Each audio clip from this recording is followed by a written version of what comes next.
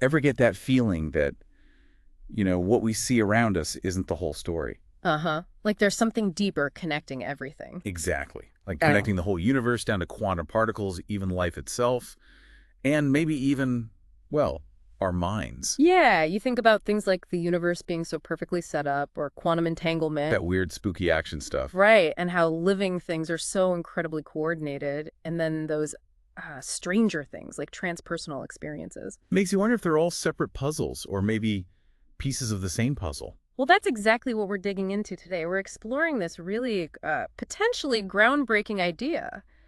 Could there be a fundamental information field underlying, well, everything? And for this deep dive, we're leaning heavily on one main source, Ray. That's right, it's D6, Searching for the Memory of the Universe. And it does a pretty deep dive itself into these scientific anomalies. The puzzles. The puzzles, exactly. And it proposes this unifying idea, this information field, as a possible explanation. It's quite a bold hypothesis. So our mission here isn't necessarily to say this is it, but more to explore the arguments and the evidence presented in D6 for this field. Precisely.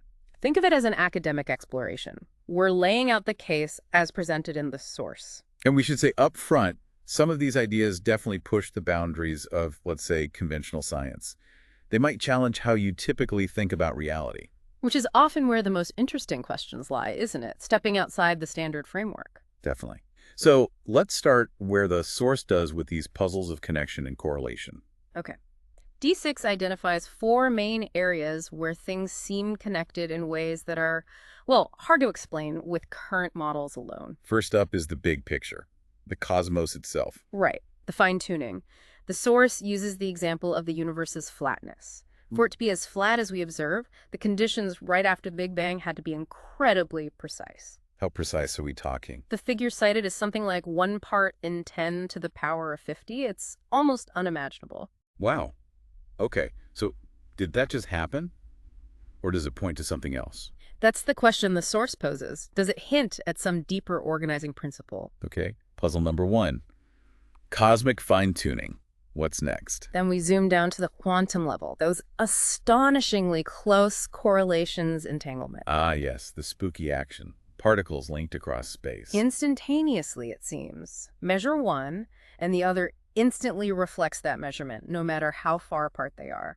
It really challenges our basic ideas about space and, things being separate. It suggests a connection that's not based on sending a signal, right? Exactly. It's something deeper, more intrinsic, a non-local connection. Okay, so cosmic tuning, quantum entanglement. What's the third puzzle area? That's biology, specifically post-Darwinian evolution and what's sometimes called quantum biology. How organisms are so coherent. Yes, the coherence between an organism and its environment, and also the incredible coordination within an organism.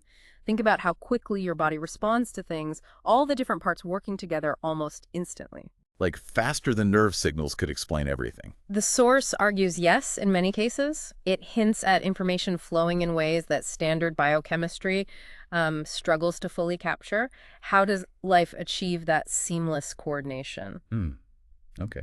And the fourth puzzle area? This one delves into consciousness research, these transpersonal connections. Mind-to-mind links, telepathy, and that sort of thing. Essentially, yes. The source looks at reports and experiments suggesting information might pass between minds without using the known senses. Now, this area is definitely debated. Sure, very controversial. Absolutely. But the source includes it as another domain where unexplained correlations seem to exist, raising questions about consciousness and its boundaries. So we have these four big areas of puzzles. What's the central idea tying them together in D6? The core hypothesis is that these diverse correlations, cosmic, quantum, biological, conscious, might not be separate issues. They might all point to a common explanation that goes beyond just matter and energy. Something else entirely. Something the source calls active and effective information. Not just data, but information that does something, that shapes reality. Okay, information. Yeah, envision it as a dynamic principle that connects everything across all space and all time. A fundamental organizing force. It sounds very futuristic, but you mentioned earlier it has historical echoes. Tesla, for instance. Right, the source brings up Nikola Tesla's ideas from the early 20th century. He talked about an original medium. Like the old idea of the ether. Sorter, but he connected it to ancient concepts like Akasha, a kind of universal medium or memory. He thought this medium was what matter itself formed from, influenced by cosmic energy or prana. And he wasn't fully convinced by Einstein's space-time curvature idea. He thought it wasn't the whole picture, yeah.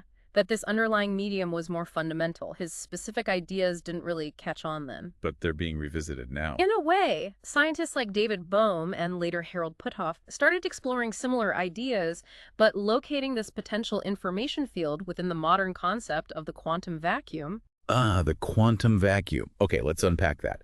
For listeners maybe not steeped in quantum field theory, what is the quantum vacuum? It sounds empty. Right, the name is a bit misleading. Our idea of empty space has really changed. We went from thinking space was filled with ether to carry light. Which experiments failed to find. Exactly, like Michelson-Morley. So Yeah. then the idea was an absolute vacuum, truly empty space. But then came quantum field theory, and especially things like grand unified theories or GUTs. And that changed the picture again. Dramatically.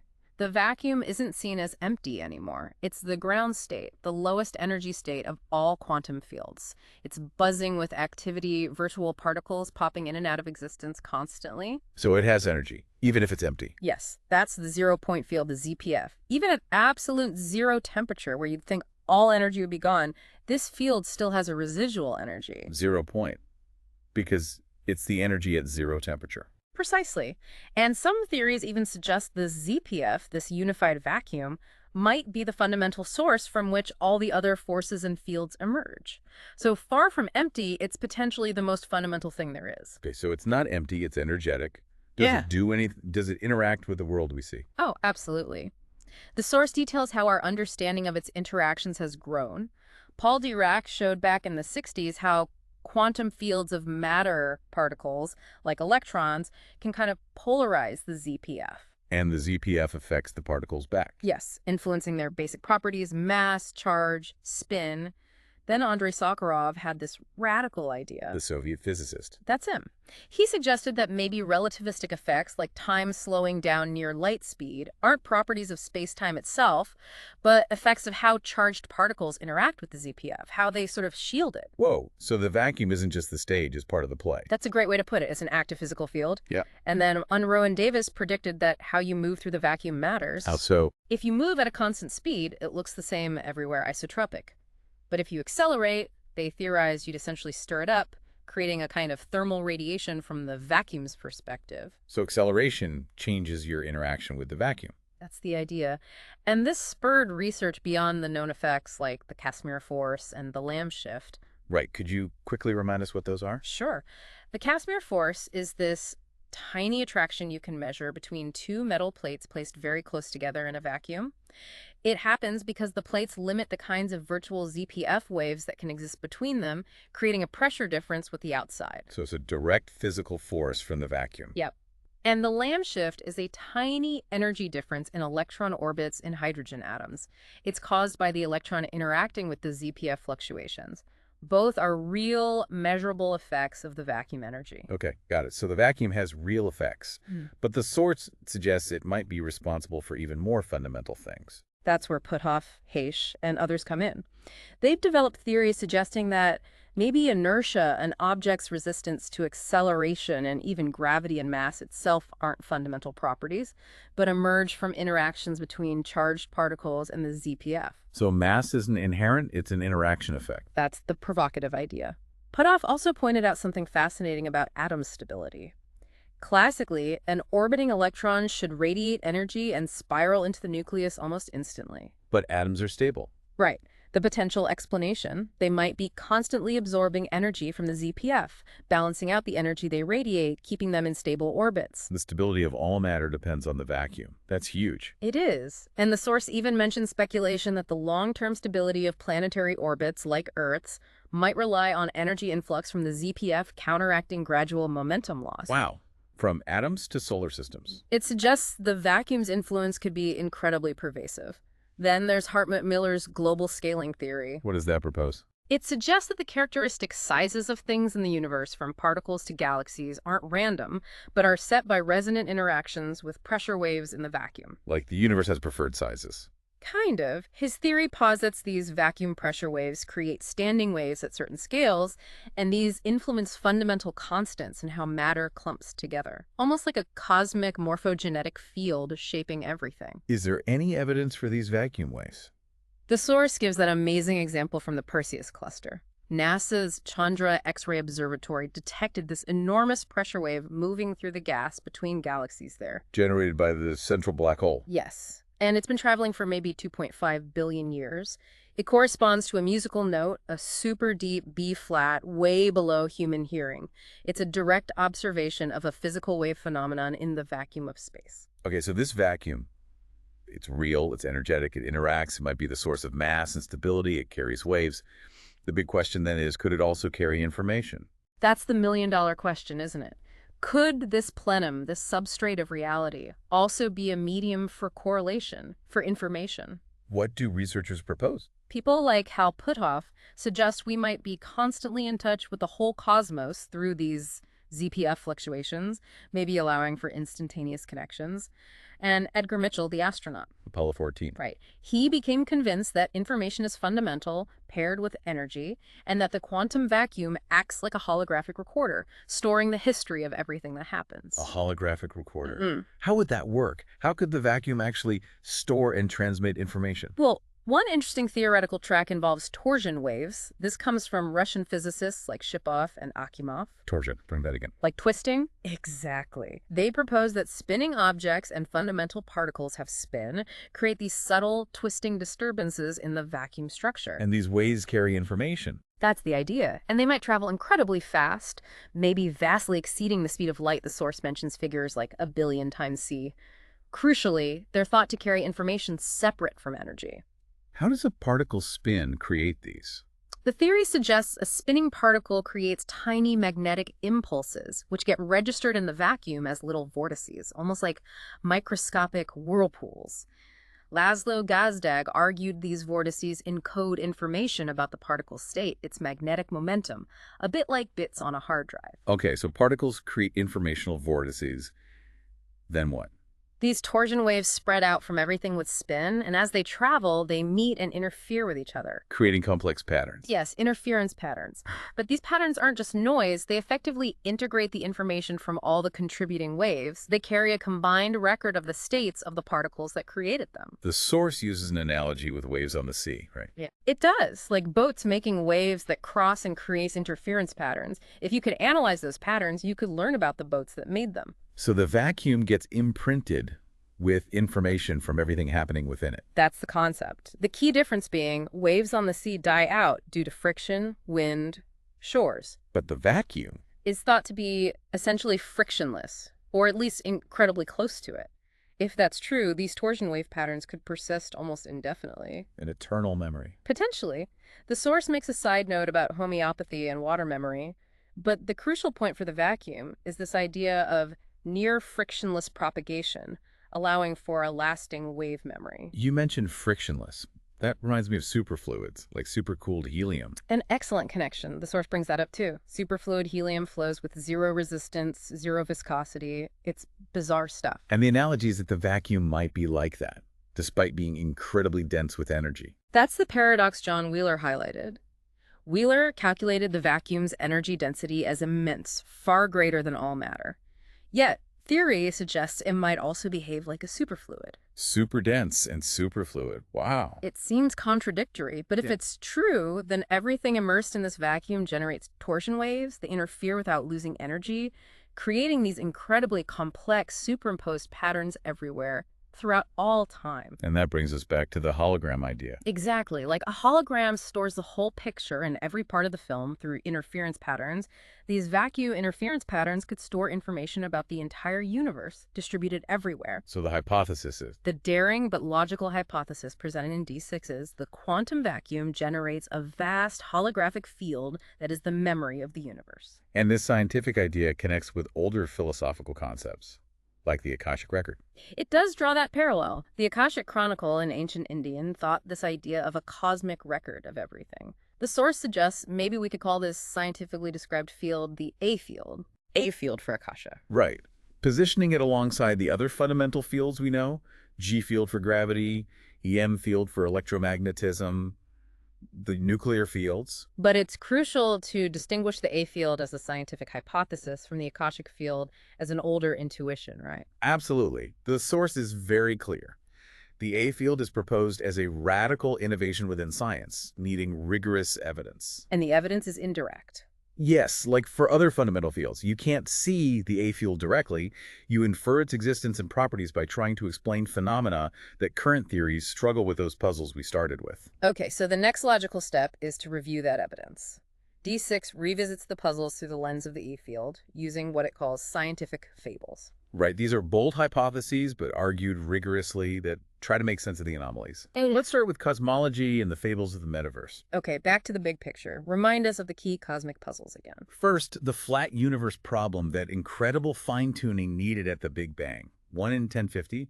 Standard theory doesn't explain why it's so flat, which leads some to suggest maybe there are many universes, the multiverse. Exactly. If there are countless universes, maybe it's just inevitable that one like ours, with the right flatness for life, would exist. It turns improbability into probability through sheer numbers. Makes sense. Then the missing mass, or rather missing energy. Right. We can only see a small fraction of the mass energy needed for a flat universe. Dark matter helps, but still leaves about 73% unaccounted for, attributed to dark energy. Which is pushing the universe apart faster and faster. Correct. That's the accelerating expansion puzzle. We expected gravity to slow the expansion down, but observations of distant supernovae show it speeding up. And dark energy is the likely culprit, possibly related to vacuum energy. It's the leading candidate. But there's that huge mismatch, like 120 orders of magnitude, between the vacuum energy theory predicts and the amount needed to explain the acceleration we see. A massive discrepancy. If the theoretical value were real, the universe would have blown apart instantly, right? Pretty much. No structure could have formed. It's a major paradox. Okay, what else? The source mentioned cosmic ratios. Yeah, these strange numerical coincidences noted by Eddington and Dirac. Like the ratio of the electric force to gravity between protons is huge, around 1040, and the ratio of the size of the observable universe to a proton is also around 1040. And one changes over time, the other shouldn't. That was Dirac's puzzle. It led him to wonder if fundamental constants might actually change over time. There are other weird numerical relationships too, hinting at some underlying harmonic structure or scale invariance in the cosmos. Intriguing. And the horizon problem. That's the puzzle of uniformity. The cosmic microwave background radiation, the Big Bang's afterglow, is incredibly smooth, the same temperature everywhere we look. Even in regions that were too far apart to have exchanged heat or information back then. Exactly. Light couldn't have traveled between opposite sides of the early universe in the time available. How did they end up at the same temperature? Standard inflation theory tries to address this, but it remains a key question. This uniformity extends to large-scale structures too. And finally, the general fine-tuning of constants for life. Yes, the fact that so many physical constants, expansion rate, force strengths, particle masses, seem perfectly dialed in. Tiny changes would mean no stars, no chemistry, no complexity, no life. Like the neutron-proton mass difference. If it were slightly different, no stable atoms beyond hydrogen, or stars would burn out too fast or not ignite, or the electron-proton charge balance essential for stable matter. It seems too convenient to be pure chance. And how did enough matter even clump together to form galaxies from the smooth early universe? Random fluctuations seem insufficient. Okay, a formidable list of cosmic puzzles. How do metaverse ideas, these cosmic fables, attempt to address them? The core idea of the metaverse is that our universe isn't alone. It's part of a much larger reality, maybe containing countless other universes. This framework offers potential solutions. What are some specific metaverse scenarios? D6 mentions several. Wheeler's oscillating universe, Big Bang, Big Crunch, repeat, with constants possibly changing each cycle.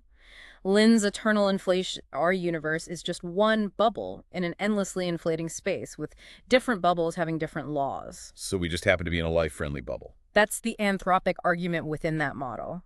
Then there's the idea that black holes spawn new universes, or the quasi-steady-state cosmology, QSSC, continuous creation events in a larger meta-universe. More continuous than a single bang. Yes. And Prigozhin's idea of matter self-creating from vacuum energy fluctuations. And the Steinhardt-Turok cyclic model, endless cycles of bangs and crunches, where the expansion smooths things out for the next cycle. Lots of different ideas, no consensus yet. Not at all. But the fact that so many different models are being seriously explored shows the metaverse concept is considered plausible. It provides a potential way to explain our universe's seemingly improbable properties without invoking pure luck or divine intervention. Penrose calculated the odds of our universe happening by chance as astronomically low. So the metaverse makes the improbable probable somewhere. Essentially. And here's where the A-field connection comes in, speculatively.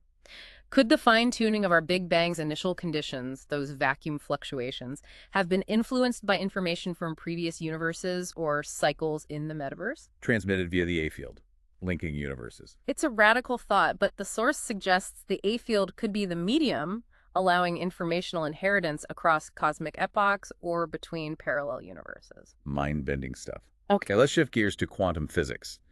The puzzles there and the quantum fables of entanglement and non-locality. Right. So quantum mechanics revolutionized physics, moving from Newtonian certainty to probability.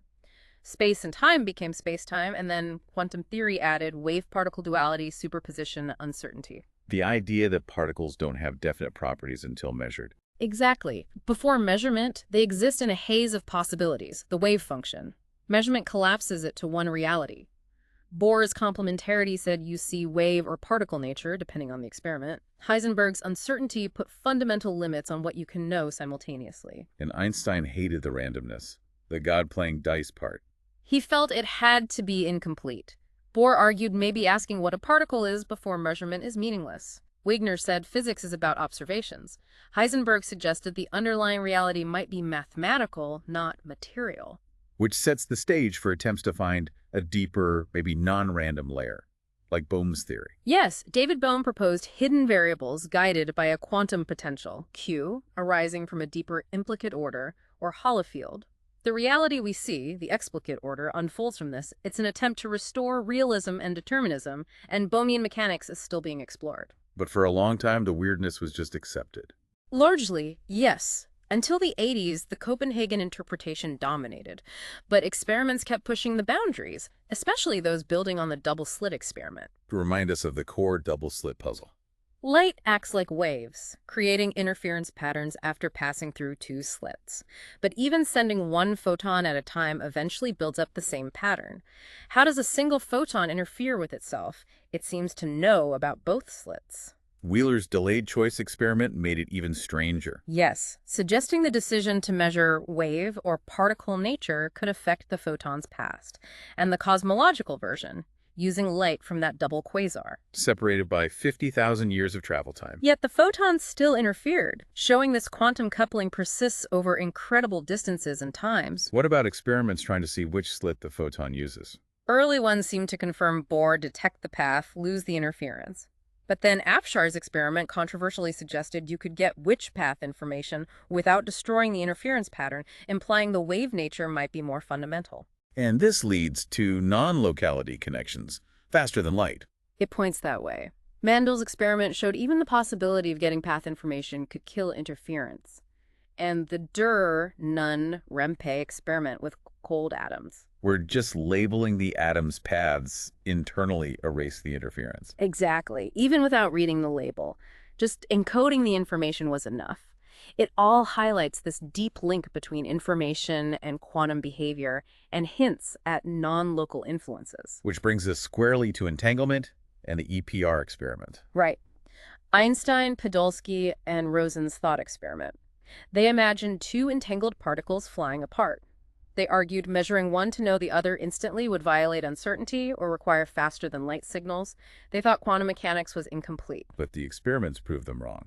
Aspect, Gisson. Yes. They showed the instantaneous correlation is real.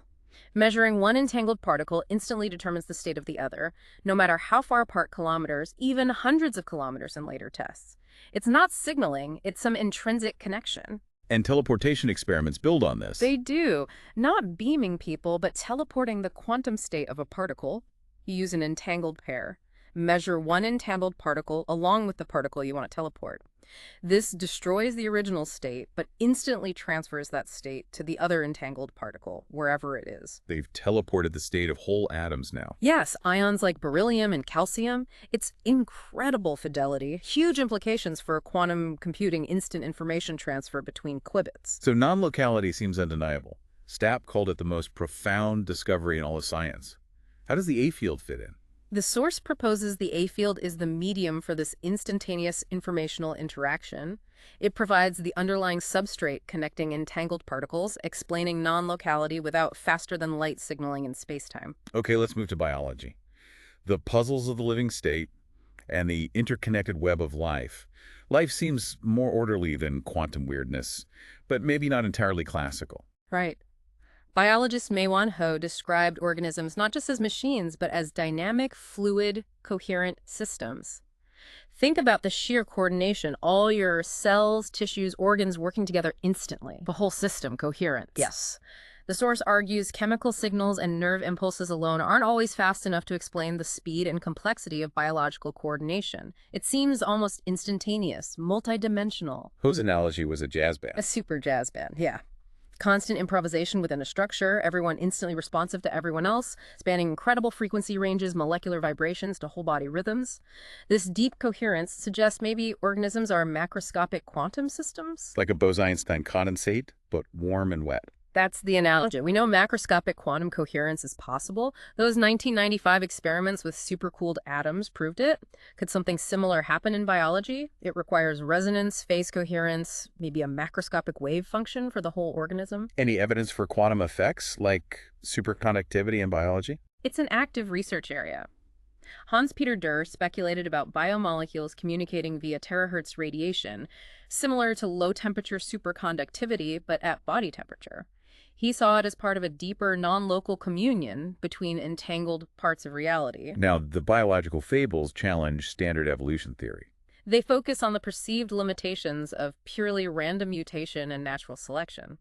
The neo-Darwinian view separates the randomly mutating genome from the environmentally influenced phenomena. But the source questions if random changes are enough. It points to the vastness of genetic possibilities. How likely is it to randomly hit on a complex, functional new design? Think of irreducibly complex systems like an engine where removing one part breaks it. How do such things evolve gradually and randomly? And complex mutations often need to match the environment to be useful, right? Which sounds like pre-adaptation, usually dismissed. Exactly. How did millions of complex species evolve if it's all just chance? The source cites the rapid appearance of life on early Earth may be too fast for a random assembly of even simple cells. Hoyle's junkyard tornado making a 747 analogy. Or his blind man with a Rubik's Cube random fiddling takes forever. But a little guidance, yes, no, speeds it up immensely. Dobzhansky noted in the 30s that new species usually involve many gene changes, suggesting slow evolution. But the fossil record often shows punctuated equilibrium, long stasis, then rapid change. So maybe evolution isn't purely random, maybe the environment prompts the genome. That's the argument. Evidence is emerging for mechanisms, chemical, mechanical, even electromagnetic fields, allowing the environment to influence mutations, making them less random, more adaptive. Quantum fields could play a role here. Sounds a bit like Lamarck inheriting acquired traits. It echoes Lamarckism, but the mechanism involves genome modification, not direct inheritance of body changes. The fable here is the organism as a quantum system, linked to its environment via the A field, which guides evolution in a more coherent way. Fascinating. Finally, consciousness research, transpersonal consciousness, and hints of the A field in the mind. This field uses many tools: brain imaging, psychoneuroimmunology, studying meditation, altered states. A common theme is that mind isn't just isolated in the skull. Bateson called it an ecology. And transpersonal connections are part of this. Yes. The source mentions traditional knowledge shamans inducing telepathy, Aboriginal people knowing distant events. Maybe modern people retain this ability but suppress it. Lab experiments show hints of it. Like thought transference studies. Yeah, studies showing result above chance for transmitting images or thoughts over distance, often described as fleeting impressions becoming clearer. Also, brainwave synchronization. Between meditators, even when separated. Some studies, like Monacuco's, found high EEG sync between meditating pairs with no sensory contact. Haffelder's study with the healer Saji showed the subject's brainwaves mirroring the healer's deep delta pattern remotely. And this connection might extend beyond individuals to whole cultures.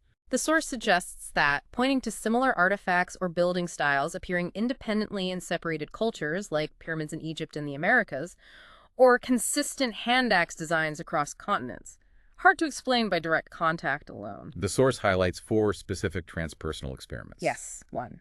Targ and Puthoff's early SRI work on remote viewing and physiological mirroring, EEG, responses. They got around 66% accuracy in remote viewing judged independently. Okay, number 2. 2. Stewart and Brown's transatlantic telepathy experiment using the Seth protocol. Received images were associative but clearly correlated with sent images. The physicists involved deemed it valid. 3. Grinberg-Zilberbaum's extensive work in Mexico. Pairs meditating, then separated into shielded cages. Stimulating one partner produced correlated transfer potentials in the other's EEG. Strongest in a couple in love. Seemed distance independent. And the 4th. 4. Keena All's remote dowsing work. One person mentally creates dowsable line shapes, and distant, unaware dowsers detect them accurately, sometimes within inches, over thousands of miles. Unaffected by shielding or location, Keen concluded it pointed to a universal information field. What about NDEs in altered states? Evidence suggests information can bypass senses. Kenneth Ring's work on NDEs in blind people, many reported detailed visual experiences similar to sighted people's NDEs, hard to explain conventionally. And altered states might lower the mental sensor. That's the idea. Meditation, fasting, breathwork, etc. might allow access to information usually filtered out by our waking, materialist-focused consciousness. Stanislav Grof's work with psychedelics and holotropic breathwork reported experiences like merging with others, accessing ancestral memories, group consciousness, suggesting the mind can tap into much broader informational realms. Lastly, telesomatic effects. Mind affecting another's body remotely. Yes. Dean Radin's experiments with healers focusing on dolls representing distant people showed measurable physiological changes, skin conductance, heart rate, in those people. Broad and Schlitz found mental imagery could cause physiological shifts in remote receivers. And Cleve Baxter's controversial plant and cell experiments. Right. Claiming plants reacted to his thoughts remotely, primary perception. Later tests with human cells leukocytes taken from a person reacted physiologically, on a polygraph, to the donor's emotional responses miles away. Okay, so wrapping this deep dive up, the source, D6, paints a picture where all these diverse puzzles, cosmic, quantum, biological, conscious, might converge on this idea of a fundamental information field, the A field. Exactly. It's presented as a potential unifying explanation. It definitely challenges current paradigms, no question. But it's supported by, or at least potentially explains, a growing collection of anomalies and is underpinned by some developing theoretical frameworks we've touched on. Precisely. The case is built on connecting the dots between unexplained phenomena across different scientific domains. It certainly leaves you thinking, could the universe truly have a memory, a holographic field recording everything?